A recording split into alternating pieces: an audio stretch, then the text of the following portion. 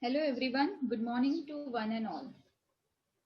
A very warm welcome to a webinar on application of data science in healthcare organized by dear students.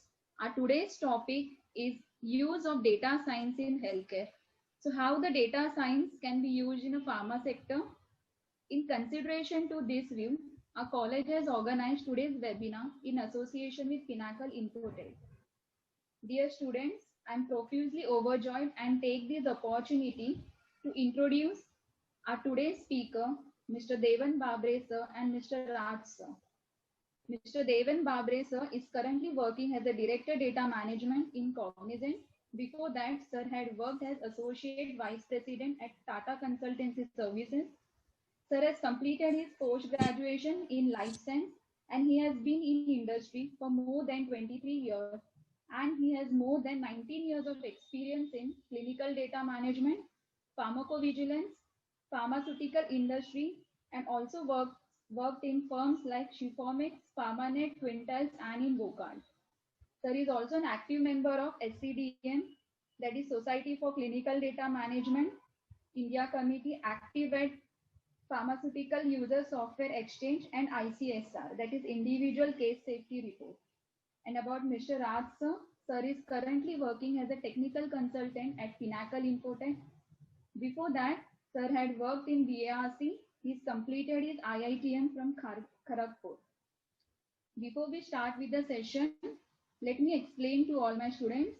If you have any questions during the session, just write them to chat box, and also we will have question and answer session at the end to answer your all queries by our speaker. Now I request Mr. Raj sir and Mr. Babre sir, so please start with today's session. Over to Raj. Yes. Okay. So a very good morning to all of you. Hope you all are taking good care of yourself and your family. Now let me introduce about myself. I am Raj. I am a technical consultant of Pinnacle Infotech. Now Pinnacle Infotech is a IT company. We provide services to companies and even conduct. I used to wonder like, okay, जब मैं बड़ा हो जाऊंगा, I will join this pharmaceutical industry and try to make all the medicines sweet and good in taste. But I could not do it. Now you are the future of this nation, so you can gift this society a healthy, safe, and a sweet future. Now this pandemic has made a very good realization among all the countries. So the realization is, however developed you are, however strong you are in your defense front or in your IT industry or in economics, unless you are strong in healthcare and pharmaceutical industry, your development can stop. And that we have seen in last 5 to 6 months. Now, providing good healthcare facilities is really important, but equally important is developing new drugs, and we have seen that all over the world, we are eagerly waiting for the vaccines to come up. But the major challenge is it takes a lot of time and a huge investment. Now, I read somewhere that to develop a new drug, it takes almost 7 to 10 years of time, and almost $500 million of investments are required to develop an end-to-end drug. So can we afford that? I don't think so. Means we have done a lot of development in a lot of spheres, but we cannot leave these area so backward. Means we cannot afford to invest so huge investment, and we cannot afford to wait for such a long period of time. So now my question is, can we reduce that waiting time, and can we optimize the investment? The answer is yes, we can do it. We have data science, the help we can take, and data science can really help in this area. Now, what is data science? Data science, knowingly or unknowingly, we all have been using it in our day-to-day life. Means we have heard of ML, AI, like machine learning, artificial intelligence. We have been using AI mobiles or some apps, which are dependent on AI. We have heard of Alexa. All these are gifts of data science. Now, data science has been being used in other industry, but since quite some time, it has been successfully used in healthcare industry as well. Now, there are a lot of investments being done to integrate this technology of data science and healthcare. Now, there is a huge future. There is a huge investment is going to come up, and this pandemic has once again, made that realization that okay, we need this kind of technology. Which can enhance our healthcare industry, which can reduce the time, which can accelerate the development of drugs. So there are huge investment, there are huge number of professionals required in this industry. So you can also be a part of that development. But the thing which you need to do is you need to know it, you need to learn it. Now today we are fortunate that we have a speaker, Mr. Deven Vabre, and we are fortunate that he has accepted our invitation. So he is having 25 years of vast experience in this industry. Currently, he is holding a position of a director in a MNC company, Cognizant, and he has closely worked in the area of pharmacovigilance and human trials and its data management. So my suggestion will be listen to him carefully, get as much information as possible from him. It can change your career. So wasting no more time of yours, let me hand over the baton to Mr. Deven. Please. Thank you.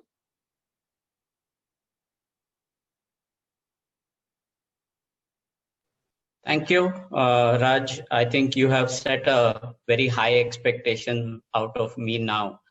And let me see whether I will be able to do justice to, whatever you have mentioned in terms of the delivery that I am going to present in today's session. So with no further delay, I would just want to share my slides first. Just give me a minute.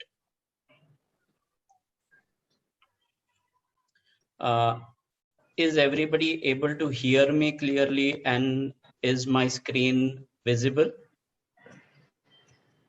Yes, sir. Screen is clearly visible. Okay. So I think the most important topic today is application and benefit of data science in healthcare and pharmaceutical industry. Before I start my session, I just want to give a disclaimer that all the views which are being expressed in this session are purely mine, which is the author's view, and this has no actual representation or point of view or a position statement that goes from a cognizant perspective. I want to make this session very interesting. At the same time, I want to really touch upon your hearts to say that exactly what data is, what data science is, and what is the digital chaos which is being happening in this industry today. As we look at the past, we look at the present, and we will definitely try to look at the future, because as rightly mentioned by Raj, I think you are the future, and you are definitely going to create a better future, not only for humans, but also for yourself. And of course, at the end, we will take questions. So let me start with this slide, okay? And I want you all to internalize. If you want to type in what do you see in this? Look at the ice, and what is the difference in this ice that you can see? Just internalize yourself, look at the picture, and see what the ice is saying. Is this ice little different? or this is the normal ice that you would see in any of the cold regions. I'll just give a minute so that everybody can think over it. And, I know it's not an interactive session, so I understand the limitations of it, but I just want you to start opening your mindset so that, it's not a monologue, but it is a dialogue. Okay, let me demystify things for you guys. So this is purely a blue ice. When I say blue ice, that means the snow which falls onto the glaciers is compressed, and that becomes part of the glacier. But due to the compression, the air bubbles and the way in which the ice crystals are formed, they are enlarged as compared to the normal ice cubes. And that is the reason why this ice actually looks like a blue color ice. And that's the reason why this is called as blue ice. So the difference between a normal ice and a blue ice. So that's the thing that we are going to discover today. We know that there is data. We know that there is a science. But when data and science come together, can we easily mix that and prepare something as a interesting outcome, or is data science a different analogy? So with that, let me start with the standard definitions. Okay, what is data? Data is nothing but facts and statistics that is being collected together for a particular reference or to perform any analysis. That's the power of data in isolation. Now let's take an example of what is the definition of science. Science is a systematic enterprise that builds and organizes knowledge. Now, emphasis on the word organizes knowledge in the form of testable explanations. Every explanation in science has to be explained. And what does the science do?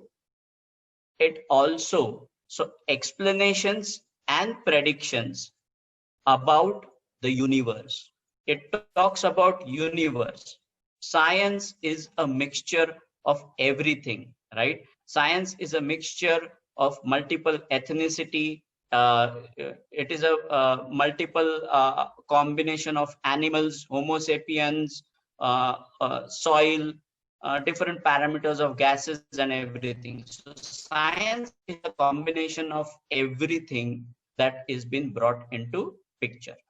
So let's take now an example of what we see as data science, right? When I say data science provides meaningful information based on large and complex data. Okay, when I say large and complex data, it is a meaning. Big data. Big data means it has a lot of variety, it has veracity, it has validity, it is various type of data. The data is humongous. So all that is nothing but the power of data. So now we are combining the data and science together. So large amount of data, big data, and a data-driven science which combines the field of working into statistics and computation to interpret the data decisions which are being made. So data science is not only a systematic enterprise, but it is also an important element of, just give me a minute. I think since I have been made a host, I will have to admit other people also. Okay. So data science is nothing but a combination of multiple streams of activities which is related to facts and statistics. And it is also the power of making decision. And in the subsequent slides, I think the slides will explain you that based on the data, based on the science, how do we take a scientific decision? And that's the most important part of it. So as we discover let's go into the first zone of life sciences, era. What is life sciences? Life sciences is nothing but a complete drug discovery mechanism. That means it is a drug development process which is being formulated in life sciences. This is categorized into three main phases: the discovery part, the early clinical part, and the development part. Now, why am I giving you insights about all these things, right? The reason why I'm setting this context is you will see how the data pattern is getting generated and how we are going to use the power of data to make decisions. So let's take a pause. What does happen? Eureka, eureka. A scientist thinks about that, yes, there is something new that I want to invent, where the scientist will go into the R&D section, they will discover a molecule, and they will say, hey, I have found out a solution by which I will be able to cure X disease. And that's where the entire chemistry and pharmacology event in innovation happens into the lab. Now, earlier, it was only the medications, right? But nowadays, if you see, there are apps, there are digital ECGs, there are various other parameters such as, stents, which are introduced into the heart. There could be other mechanisms like dialysis unit and other things.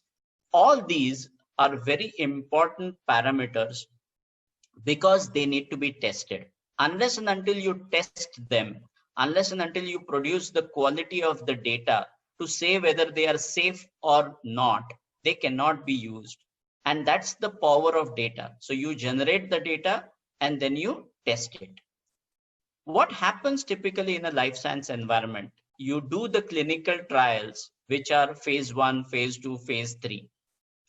And after doing these phase 1 to 3 trials, which is the trials in which you either use healthy volunteers or you use disease burden patients. So where do you use disease burden patients? Of course, where there is a disease or medicine that is being generated for cancer. Definitely, you do not want to try these drugs healthy volunteers. So what will happen over there is you have to get healthy volunteers for studies which are related to head or other parameters. However, wherever there are important diseases like HIV, cancer, and other neuromodulator diseases, in that you will have to have patients who are suffering from that disease. So we have various phases of clinical trial. Phase 1 is generally with only 20 to 80 patients. Phase 2 is then 100 to 300 patients. Phase 3 is with a broader audience where it is more than 1,000 to 3,000 patients. So in each of clinical trial, you are collecting data, you're analyzing the data, you're matching the data, you're mapping the data. Now, this is a quick overview of how the clinical trial process happens. At the bottom, you can see that there is a time span which has been given. So 3 to 6 years, 10, 6 to 7 years, and in total, 1 to 3 years in the development phase. So approximately above R&D and to be used into market, it approximately takes 10 to 15 years. And as rightly mentioned by Raj, it takes billions and billions dollars of investment. In today's world, the minimum investment that is required for a molecule is around $900 million. And it's a huge, huge investment. So, like we have said the context, now let's take a deep dive on exactly how the life science industry works, right? So you have a clinical trial, you set up design, you form a base, you collect this data, not be opened and given to anyone. Neither it is to be shared. So when you collect the patient data, it will not say the name of the patient. The patient will have a patient code, so that we call it as anonymization. The patient's information is kept very confidential. Nobody in this world who is joining a let's say HIV trial wants the world to know that I am an HIV patient. And that is the reason why generally there is a code and a decode that happens while you're collecting the data. Now let's invest some time to really understand this data process, right? So for everything that you do today, like if you have to run a clinical trial, first you have to design what exactly are you going to do with this experiment. Now, students, it is very important for you to pay attention to these processes, because these are the basics in which a data scientist or a data steward or a data analytics guy or a data entrepreneur or a data engineer will be required. Because without understanding the science, if you just interpret the data, then what is going to happen is you will fall flat. You will have to keep science as the basic core and then use the data element to do the logical interpretations. So first we design the clinical trial, we design what is the output, we store all this data into the data storage part, and that becomes the first basic structure. As we all discussed, data security, data integration will play an important role. But data review and data cleaning is also another important element. Now, why data review and data cleaning is required? And I'll take an example in the subsequent slides and explain you how the process of data curing happens. And that is where the data science person plays a very important role by writing queries rather than going in through that humongous data manually. How a data scientist can generate and cure the data. At the end of this, the data governance structure is very important. And that is how we would be able to see that these are easily being carved out. Now, for past 20 years, if you really look at the process of this entire structure has not changed, but there is underlining additional inputs. What has changed? The technology has changed. The artificial intelligence, the machine learning part, the robotic automation part, the cloud computing, the data analytics, all these elements have really been taking the technology to its best and challenging and giving importance to science to fuse this combination of technology and science.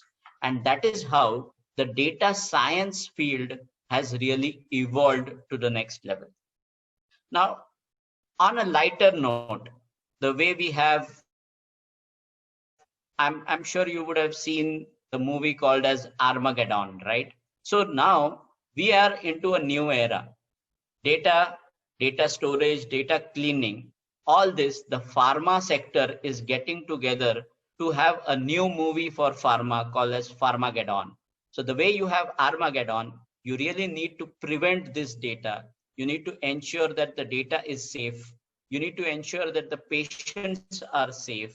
The people are not dying because of any untoward practices and events or clinical trial happening. So all this evolves around safety. So the second quadrant that we will see in life sciences, apart from data management, is going to be pharmacovigilance. Start going into the deeper side of it. Let me quickly give you an overview of which are the three different categories or four different categories in which you will see that the data is revolving around. The first category is clinical data services. In clinical data services, you have clinical data management, you have statistics and statistical programming, and the third vertical is scientific writing, which we call it as medical writing. Now, the first two quadrants, which is clinical data management, statistics, and statistical programming, these are the places where you will see more scope for a data engineer, a data analyst, and a data scientist. If you take into consideration the second quadrant, which is safety services, in safety services, you have two units. One is pharmacovigilance, second one is complaint management. Now, in both of these areas, in pharmacovigilance and in complaint management, you will see data scientist and you will also see data stewardship. Now, a mix of clinical data management and pharmacovigilance will also create a data stewardship. Now, hold on for these thoughts. I'm using these words very heavily. What is data scientist? What is a data analyst? What is a data manager? What is a data engineer? What is a data steward? We will be discovering all these things in the subsequent slides. So hold on your thoughts for a minute. Regulatory is a very domain centric thing, right? Here, there is a very less of data, and hence we will not be concentrating on the data stewardship and the data science part in the regulatory part. But I have just mentioned this onto the slide so that you are aware that what are the different four quadrants. The other part, which is very dense with data, is risk-based monitoring, which is RBM, and clinical operations. Now, what is risk-based monitoring? So anything that you do, if you have the past data, you set some risk parameters, you can identify that, you know, these could be the potential problems by just looking at the data flow which is coming in.